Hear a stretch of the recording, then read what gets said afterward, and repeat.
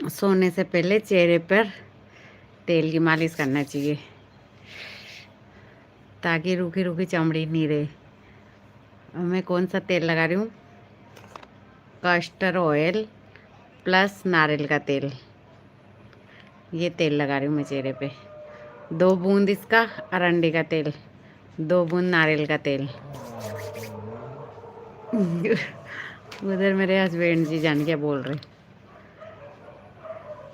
काया home remedy को ना? हाँ, या होम रेमेडी को ना? चेहरे पे मसाज करो अच्छे से तेल की, फिर सुबह उठ के देखो चेहरा एकदम ऐसा खिला खिला रहता है, बहुत ही अच्छा। 2 बूंद अरंडी का तेल ले लो, 2 बूंद नारियल का तेल ले लो, अच्छे से मसाज करो, एकदम खिला खिला चेहरा रहता है, बहुत ही मस्त। और प्लस में चेहरे